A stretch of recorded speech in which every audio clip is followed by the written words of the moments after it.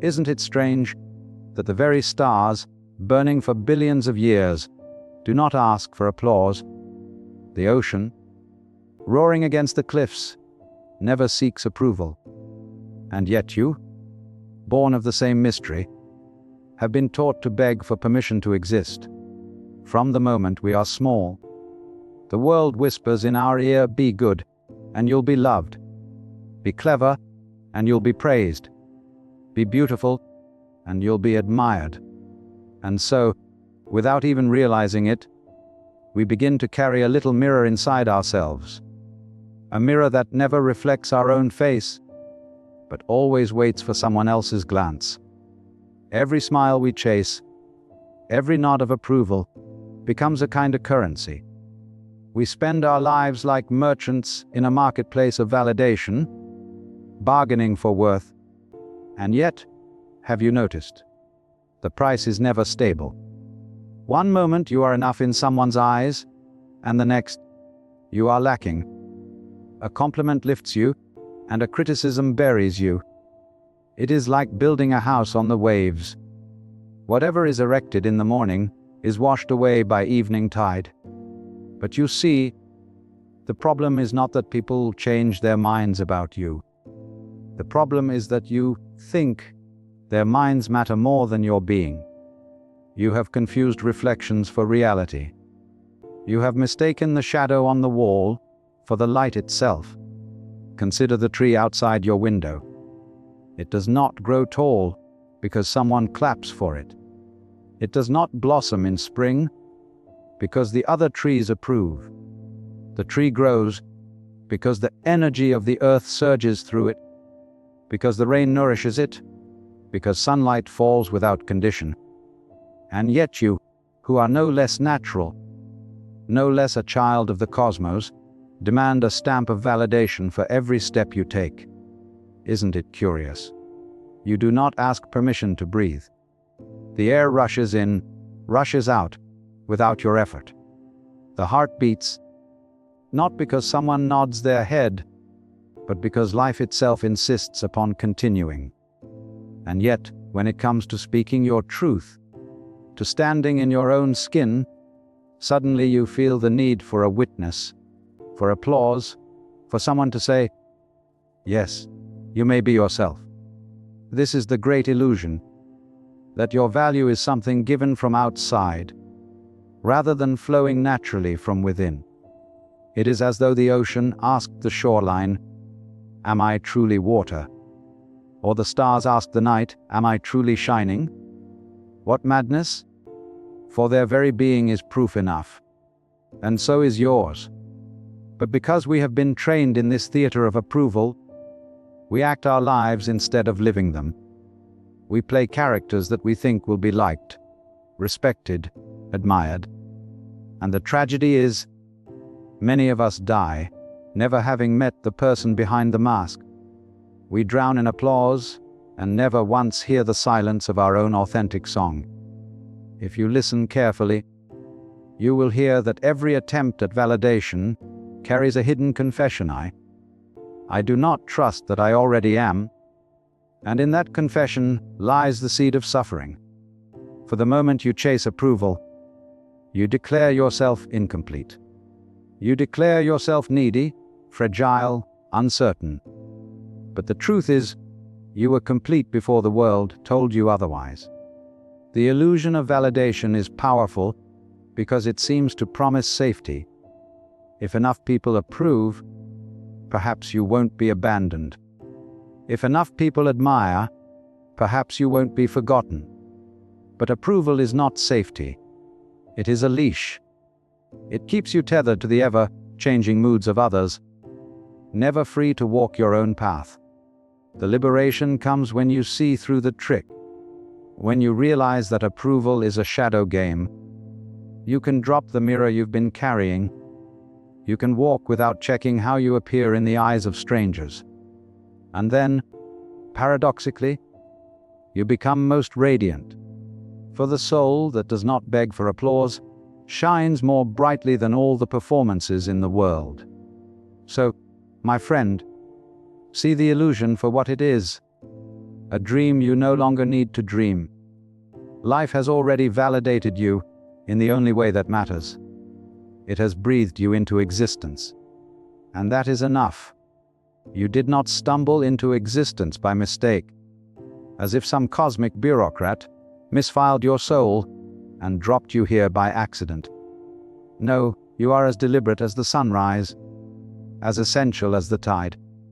The universe has been unfolding for billions of years. Stars igniting, galaxies colliding, worlds forming, rivers carving valleys. So that, in this very moment, you might sit here and wonder who you are. To think of yourself as separate from that immense story is like believing the wave is somehow apart from the ocean that lifted it. But many of us have been told otherwise. We've been trained to think of ourselves as strangers in the cosmos, tiny fragile visitors who must earn the right to belong. And so we ask the world, do I matter? Do I fit? Do I deserve? Yet what you forget is that the very asking of that question is possible only because the universe has already said yes. Look closely at your hands. Inside every cell of your body are atoms that were forged in the hearts of stars. You are literally the dust of supernovas, reassembled into the miracle of consciousness. And still, you worry about whether you have the right to exist. You worry if someone else approves.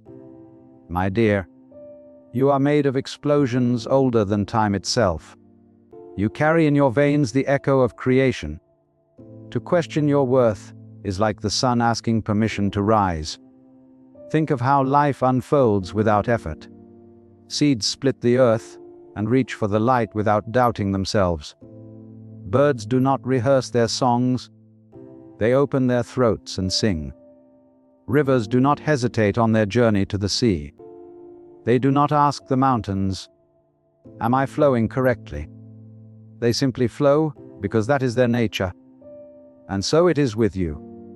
Whatever you are, however you appear, however you breathe and move and speak, you are already the universe expressing itself in human form.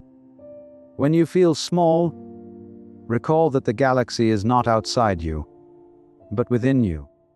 For the mind that perceives the stars is of the same fabric as the stars themselves. Consciousness is not an accident. It is the very way the cosmos has chosen to look at itself. You are the eyes of the universe, peering back into its own infinite mirror. And the astonishing thing is that you can even ask, "Why am I here?" That question alone is the proof of your belonging. The trouble arises only when you forget your origin, when you imagine yourself as a separate, lonely fragment instead of a ripple of the whole. This forgetting breeds fear, insecurity, the constant need for external approval. But when you remember, truly remember, that you are an offspring of eternity, then everything shifts. You no longer walk like a beggar at the gates of life. You walk as life itself, unfolding, exploring, discovering. Consider the breath that moves in and out of your chest. You call it my breath. But where does it begin? You did not invent the air. You did not command your lungs to start their rhythm when you were born. Breath is not owned, it is shared. It is the pulse of the universe borrowing your body as its instrument. In the same way, your existence is not an isolated event. It is the universe expressing itself through the miracle of you. And so the truth is simple, though we bury it under endless doubts. You are not here by accident.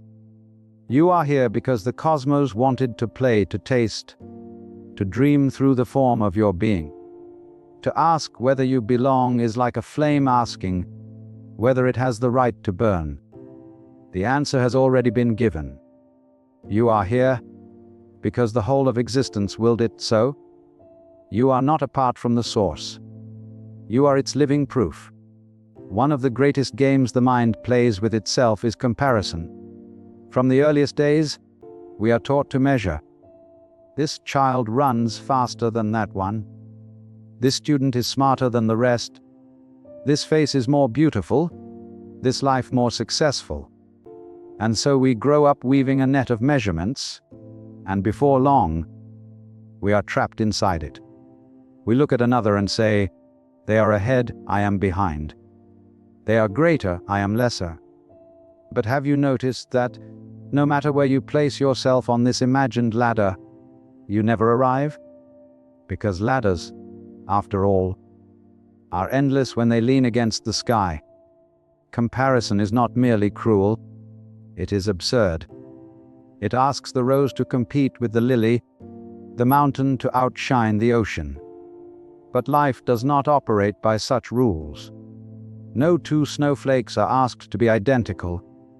No two waves are scolded for their difference in shape. They come and go as expressions of the same mystery, each complete in its own unfolding. And yet, human beings, caught in the prison of thought, forget this obvious truth. We crave to be taller, brighter, richer, more admired, and in doing so, we abandon the gift of simply being ourselves. When you compare, you reduce yourself to a shadow of another. You forget that you are not meant to be a copy, but an original. Imagine if the stars in the sky tried to imitate one another. How dull the night would become! Some would dim themselves for fear of being too bright. Others would strain to burn in a way that was never natural to them. But as it is, each star shines without concern, and the sky is beautiful because of its variety, not its uniformity. The trap of comparison is especially insidious because it promises progress. It whispers, if you just work harder, if you just catch up, then you'll be satisfied. But satisfaction never arrives, because there is always another person to compare to, always another horizon to chase. The moment you climb one mountain, you see a taller one in the distance. And so you run endlessly, never realizing that the ground beneath your feet was always sacred. Ask yourself, when you stand before a sunset, do you compare it to yesterday's sky? Do you mark it against the color of the sea or the shape of the clouds? No. You are struck by its beauty precisely because you do not measure it. You allow it to be what it is without interference. The same freedom is meant for you. When you live in comparison, you live in exile. You are always somewhere else, never at home in your own being. But when you drop comparison, you return to the present moment, to the truth of who you are. You begin to see that your life was never meant to be weighed against another's. It was meant to be lived fully as a singular and unrepeatable expression of the cosmos. Think of music. Each note has its place, and no note argues with another. The C does not resent the D, the F does not boast over the G. Together they form a harmony that could not exist if every note were the same. Life is like this symphony, and you are one of its notes. Essential not because you are better or worse, but because you are uniquely yourself.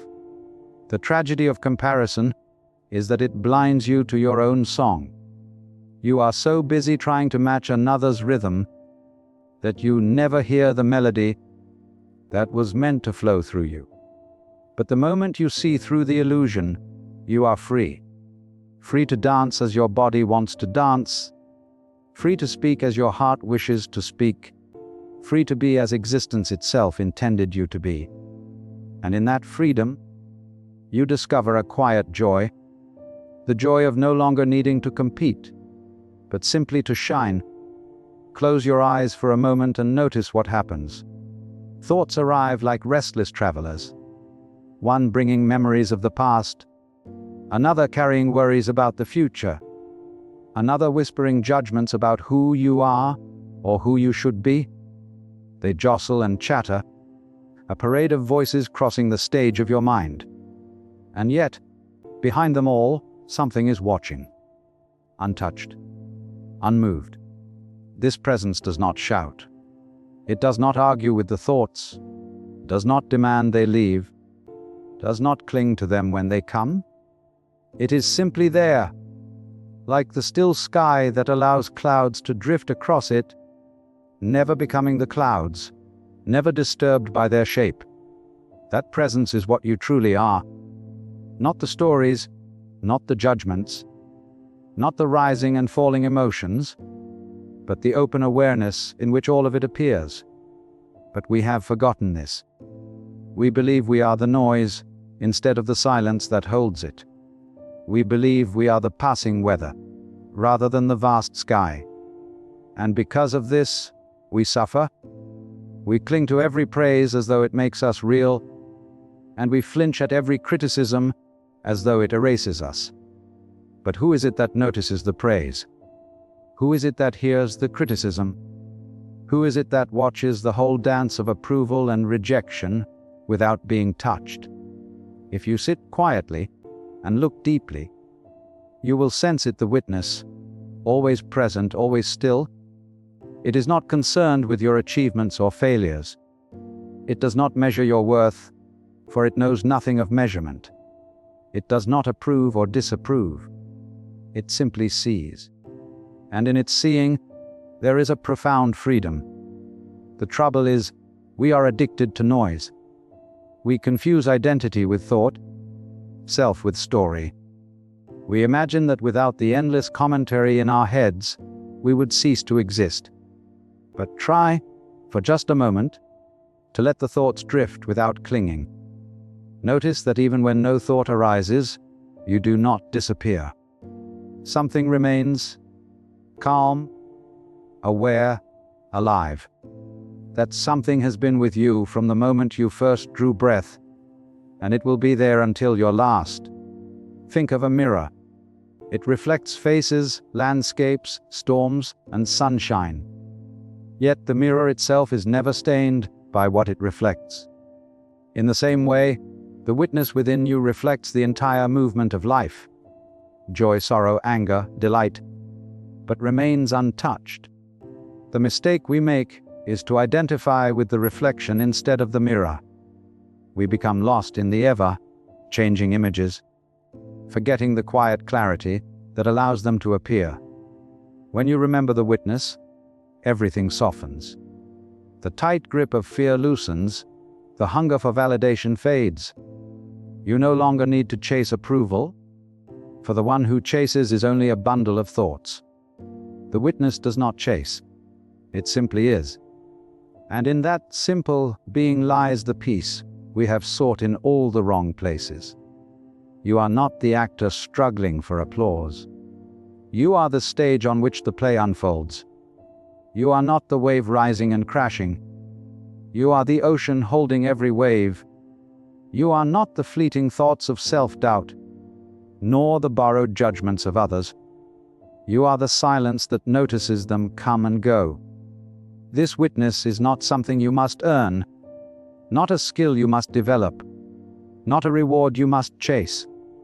It is already here, as close as your own awareness. It is the one constant in a world of change, the stillness at the heart of the storm.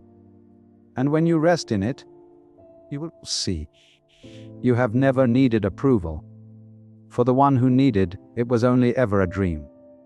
The real you, the silent, spacious witness, was never lacking, never incomplete. It has always been whole. There comes a moment when the seeking ends. A moment when the endless search for approval, the hunger for validation, the striving to prove yourself, begins to feel like chasing the horizon, an effort without end. And in that weariness, something opens. You begin to sense that what you were searching for there was never truly missing. It was here, at the very center of your being, all along. The truth is so disarmingly simple that the mind resists it. You were breathed into existence by the same mystery that spins the galaxies. You were shaped by the same intelligence that carves rivers through stone and blossoms flowers in spring. To imagine that you must earn your place in this vast unfolding is like the river, asking permission to flow back into the sea. Where else could it possibly go? It was born from the ocean and will return there, no matter what path it takes. But we, human beings, forget our source. We imagine ourselves as exiles, condemned to wander in doubt, begging others to affirm us. And yet, every breath, every heartbeat, is a reminder of the origin we cannot escape. You did not manufacture the rhythm of your lungs. You did not design the pulse of your veins. Life itself is happening through you, and that is the signature of the source. You are not a stranger here. You are the very expression of this place. To return to source is not to travel somewhere far away. It is not a distant temple or a mountaintop shrine. It is simply to recognize that the ground beneath your feet, the air filling your chest, the awareness behind your eyes, are already sacred. The return is a remembrance, not a journey. Imagine a wave cresting high upon the sea. It may fear the moment it crashes, believing it will end. But in truth, it has never been separate from the ocean. Its rise and fall are nothing more than the ocean moving in a particular form. When it dissolves back into the sea, nothing has been lost. The water was never divided. So it is with you. The separate self, struggling for approval, is but a temporary wave, and the return to source is the realization that you have never been apart from the infinite ocean of being. There is such peace in this. For when you know yourself as an expression of the source, you no longer need to prove anything. You no longer need to beg for applause or justify your existence. A tree does not demand that you recognize its right to grow.